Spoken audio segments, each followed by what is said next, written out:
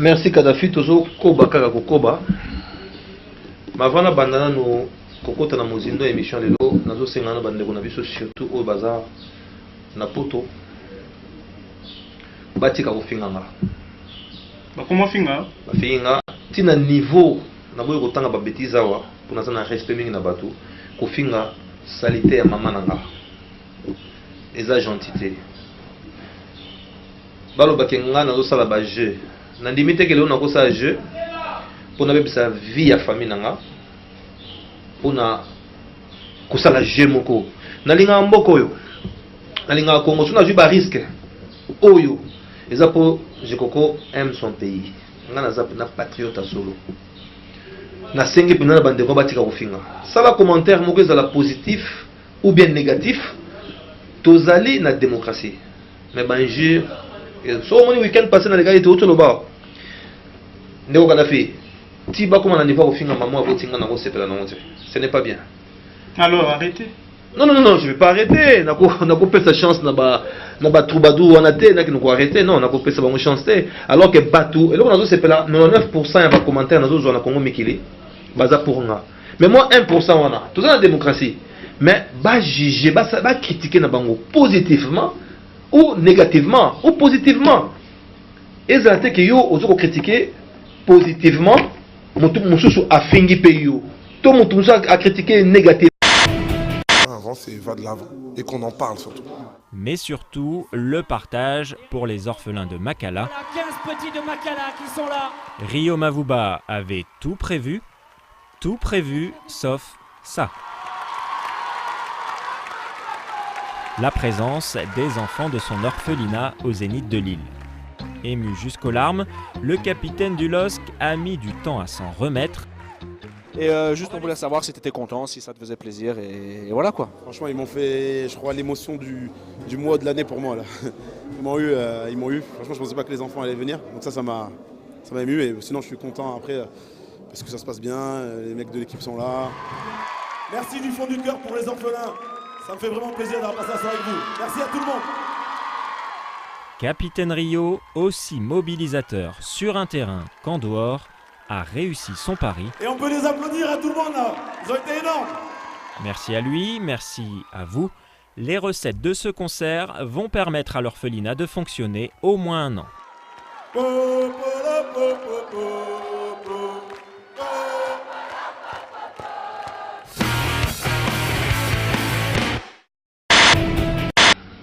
Bateau nga nazo ko réverser bango nazo bimisa mabe na bango na miso bateau. Ba menace mais na lembité nazo continuer nga na sala boso télévision nazo loba.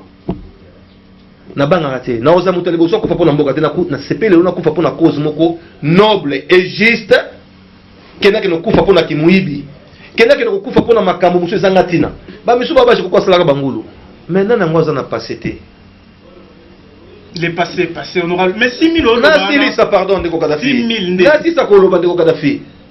Soki na salaka mabe pona salaka bangulu na sengi bolimbisi na population sozo nanga na sengi bolimbisi na sepeki na message moko garçon mo azoti na message moko ya Suisse boy awacha komona elombe mobali te merci alobi mais soki ata muta mo salaka mabe lelo a se racheter akeko tout plus long ba qu'il faut avouer et t'amener pardonner mais nga na moni mabe na sate pona koma bande kongo na poto pour tout pas commenter na kati ya Congo Mikili wana ezape batonga na memaka na poto na zaka na agence moko agréé même le soki zaki infraction. Il y a la prescription après 10 ans. Et ça, on a 90 et quelques. Donc, c'est pas la peine. Non. Et puis, les gens m'ont côté. Tout le monde a passé pour le Maroc, Tunisie, Maroc, Turquie, donc, ceux qui bandeko bakanti na salaka mabe balimbisanga. Mais bandeko bakanti na salaka malamu, nzamba pambola ngai na bango. Tokozonga na sujet na biso. On est quand même le photo sur la point sur les photo le moyen batu batika kofinga ka. Ndeko Kadhafi. Tokosala transparence moko mbongo wana na kosala ngo ezala ndenge wana. Le beki na kingabwa, le beki na matete, na mwa bato kotambusa ngo ndenge wana. O tout la question que tout ça na mbongo belete, tout ça na mbongo belete. Je kokoza na mbongo belete, mais je kokoza na bolingo ebele koleka bato ebele. Mais bato baza na mbongo ebele koleka je kokoza na mboko bazo salisa bato te. C'est ce qui est regrettable. Donc, et cette question, au moins, il va y avoir inné. Il va y avoir un poteau.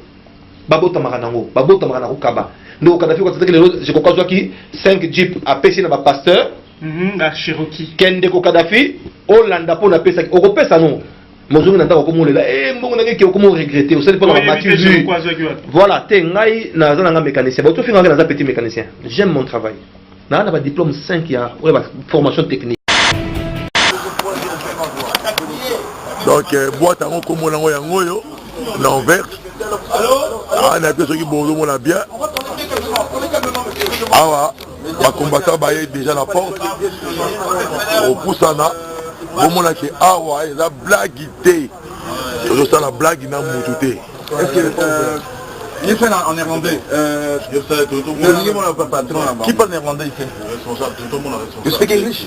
You speak English? Mais just Netherlands. Combattant, Basebaye, Bazingi partout, Baza, boîte place, il fallait à bêta, ils ont encerclé, Bilomoro Bondomona, Bakomata Bazawana, c'est comme ça que ça se passe. Tina Liboso, porte mon côté, Ezali, Batikaro vide. Bazolo ka place il fallait à côté là aya ko beta musique na ya salité atika ba sœur na biso bolumbu na scène voilà ingeta bayaya oyo entrée principale ya boîte bon mona ba combattant baza wana déjà c'est Zingi boîte. D'abord le peuple.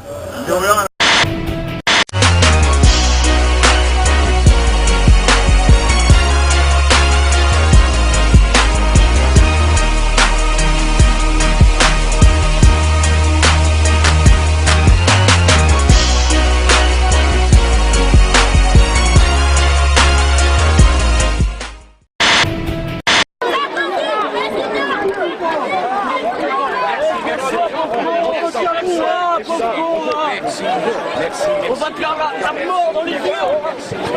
Merci beaucoup. Bonjour, merci beaucoup. Hein. Merci. Relayer l'information réelle et en temps réel, c'est très important parce que si vous remarquez, c'est l'intox qui règne au sein de la diaspora. Parce que souvent, pas la bonne information parce que nous sommes souvent informés nous ne sommes pas informés en temps réel. D'ailleurs, je profite pour l'occasion pour remercier Télé 50. Grâce à Télé 50, quand même, tant soit peu, on est informé en temps réel. Et là, nous avons pu informer nos camarades qui sont restés sur place pour savoir réellement qu'est-ce qui se passe, qu'est-ce qui va se faire dans les jours à venir. Alors, vous êtes venu avec un cahier de charges. Quand on entend parler de la diaspora, surtout la jeunesse congolaise de la diaspora, on sent déjà une farouche opposition. Non, malheureusement, il faut faire la part des choses. Il y a d'une part la diaspora responsable, la diaspora qui veut changer les choses au sein de notre pays, qui veut contribuer à la révolution de la modernité du camarade Kabila Kabange. Et d'autre part, il y a de cette diaspora, je dirais entre guillemets, irresponsable, qui ont de la nostalgie. Est-ce qu'elle ne revendique pas la bonne cause de cette diaspora? Irresponsable ou simplement mal informée. Il y a plusieurs couches. Il faut d'abord spécifier le problème. Voilà. Dans cette diaspora, elle est immense. À Bruxelles, par exemple, où moi je vis, nous avons plus de 10 000 Congolais. Alors l'intox, en soi, c'est quoi? Nous avons une minorité de gens qui veulent prendre en otage une majorité. Et au sein de cette minorité, il n'y a aucun programme, il y a des couches. Parce que tous n'ont pas les mêmes arguments. Ils n'ont pas les mêmes arguments. Et du coup, on essaie de flûter cette diaspora responsable dont le président Adam Chablé parlait tantôt. Qui est cette diaspora qui a toujours existé? Nous avons des profs d'université à l'Université libre de Bruxelles, à l'Université catholique de Louvain-la-Neuve, qui sont issus du Congo et que vous ne verrez jamais dans une manifestation de contestation ou aller casser des choses qui sont en soi une façon de détruire l'image du Congolais de l'étranger. Et c'est pour ça que nous luttons, et c'est notre premier champ d'action au sein justement de la vision du chef de l'État, et aussi de montrer qu'il y a 80% de Congolais de l'étranger qui sont actifs à la vie économique du pays. Combattant, Boutou Boy l'envers, affaire Nini Sous. Bon, regardez tout le baraki. Vraiment, il s'allie pas si trop. Colonel Braddock. Ouais, comment on a un peuple à souffrir, un peuple à koufa. Eh ben, individu, le rôle a fallu pour pas. Là, les Congolais, ils ont mis tout. Il faut pas ça là qui fallait remettre playback awa. Na boîte ou na verse. Et biso to lobi to la raté. To la raté pour mbalo to zo lobaki, c'est la personne qu'on va tabasser à mort. Donc en de gauche toi c'était. Tout ça va bango titongo. Na na kati na banzo morai. Na kati na vérification, tu vérifier toujours na ndenge pena ya ko telemela mboka ndenge to telemela mboka.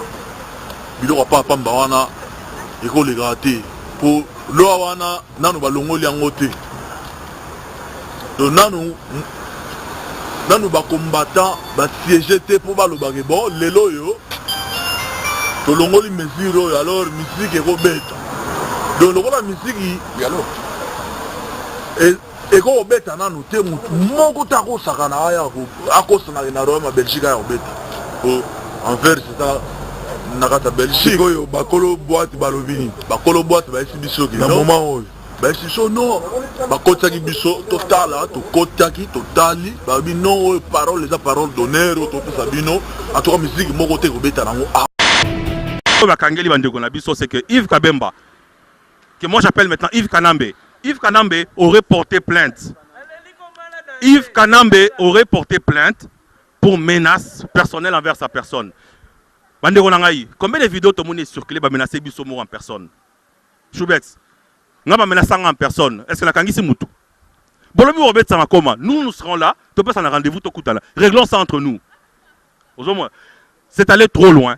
Aujourd'hui, il y a des gens qui n'ont pas travaillé. Et il y a deux pères de famille qui, ça fait 48 heures, n'ont pas vu leurs femmes, n'ont pas vu leurs enfants. Je crois que c'est trop. Jusqu'à aujourd'hui, nous avons marché. Nous avons crié. Nous avons marché contre le régime de Kanambe. Parce que c'est ça notre ennemi principal. Mais aujourd'hui, à cause de ces sites de Congo Mikili, nous nous retrouvons en train de nous combattre les uns les autres. C'est inacceptable. Yves Kabemba n'a pas le droit de manipuler les combattants de Montréal. Ce n'est pas parce que son site fonctionne qu'il devient maintenant le maître des combattants et dicter qui doit chanter, qui ne doit pas chanter et dans quelles conditions. Qui doit faire quoi. C'est inacceptable. C'est allé trop loin. Nous demandons maintenant à Yves d'annuler son concert. Je profite ici pour souligner que Debleu Kinanga a déjà, d'après les sources que j'ai reçues, a dit qu'il ne chantera pas demain. Je salue Debleu, nous saluons ton courage. Aux compatriotes, aux combattants, soutenir, problème lobby, il n'y aura pas de concert demain. Voilà. Nous déplorons l'arrestation d'un troisième compatriote. Ici, devant nous, sous nos yeux, un troisième compatriote a été arrêté. Donc il passera certainement le week-end en prison et nous trouvons que cette histoire n'a que trop duré et il est temps que ça s'arrête. Au lycée azayona pona osala musala nae mais lokola Kongo mikila za mutu ya kimia aza mutu ape alingite makile tanga alingite biso ba mama ba innocente nga kitoya na kati ya soirée wana to bimana ba pota to bimana ba makambo ndenge na ndenge yango Kongo mikili asali ke soirée culturelle ya biso ya ba mama ezalate dans moni ke preuve ngo Kongo mikili a la kisibino ke ayoka ka ba reproche ayoka ka oyo peuple d'abord alobaka yango na musala na epezo kende liboso donc rapona rozonga soirée culturelle ezate loko la soirée culturelle eza annulée mbongo okende pareil kuna na niveau ya Congo Carlos okende ko kontangwa pe asunga bandeko bazana hôpital bato ba osangisa mbongo ezali Yves Kabemba Nathalie Makoma na Debleu Kinanga malgré ba dépenses nyonso to basali ba louer basali mais ekekanga na mai mais ba osangisa mbongo pareil pona ko landela objectif bazalaki na ngone bandele kende tina suka donc mbongo okoma pareil na niveau ya Congo car pour le monde entier que basala qui ont pour intérêt personnel na bango te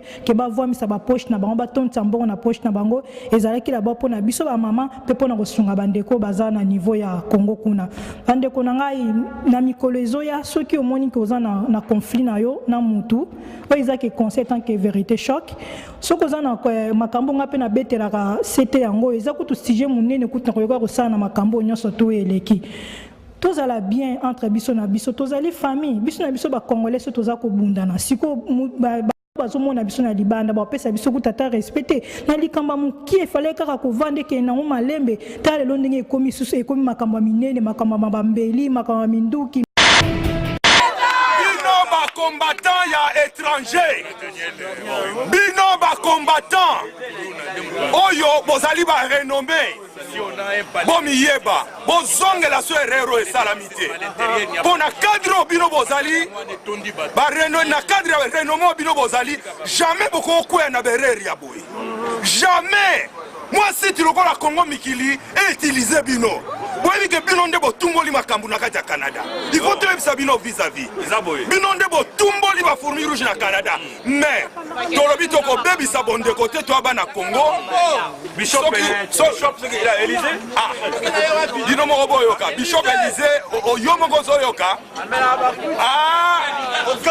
Yo mo bundeli. Oyo za na Belgique. Boketu premier. Boketu premier. Na Odombo. Tolobi le côté, Odombi ça qui solo, mais Bozala très prudent. Bozala très prudent. Imagine la vidéo et qu'on libère Congoté. Imagine la carte Congo Mikili et qu'on libère Congoté. Kaka unité na biso liloba moko na carte bitumboyo yango toke nango kino na libérer. De corriger et d'avant nous faisons quoi des lois que nous votons en République démocratique du Congo? Il suffit qu'un blanc tousse, nous tous nous tremblons parce qu'un blanc a toussé. Est-ce que le blanc pense aux intérêts des Congolais ou il pense à ses propres intérêts? C'est ça le mal avec nous. Est-ce que Carter viendra ici ou l'Union européenne pour penser aux intérêts des Congolais? Non. Ils pensent d'abord leurs intérêts. Nous ne nous retrouvons pas dans ce qui se passe au Congo. Eh bien nous contestons. Mais est-ce que nous les Congolais, quand est-ce que nous allons d'abord commencer à relayer ce qui est dans nos intérêts, à nous les Congolais avant tout? Plutôt que de prendre un exemple des étrangers. Ils sont des étrangers, ils ne nous aimeront jamais plus que nous-mêmes. C'est notre pays. La CNI est composée par... Dites-moi aujourd'hui, vous réformez la CNI. Vous allez mettre qui? Les anges?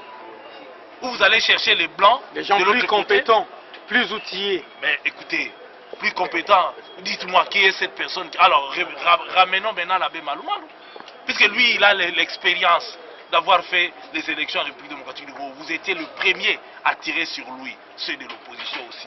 Tout a été dit. Aujourd'hui, ça va être la même chose. Chaque fois que quelqu'un va échouer aux élections, il va chercher un parrain. Soit c'est l'enseignant, soit il a mal enseigné, mais vous êtes allé faire l'examen auprès de cet enseignant-là, alors qu'il vous a mal enseigné. La CNI qui a appelé, il fallait que les gens qui disent aujourd'hui que ça a été mal préparé, de refuser les élections. Je vais vous dire une chose, même aux États-Unis, Bush n'est-il pas allé à la Cour suprême? N'a-t-on pas contesté les élections aux États-Unis d'Amérique? Il y a toujours des frustrations, il peut toujours y avoir des problèmes. Moi ici, j'en appelle à la prise de conscience de tous les Congolais. Aujourd'hui, c'est le passé. Mais demain, ça va être toujours les gens qui vont être choisis par les hommes politiques, qui vont leur choisir dans leurs composantes. Ce sont des hommes, papa. Même la société civile aujourd'hui, elle est politisée. Mais attends, finalement, les Congolais ne savent pas ce qu'ils veulent. En 2006, c'était quelqu'un de la société civile, prêtre de son État, qui a organisé les élections dans ces pays. Il a été là.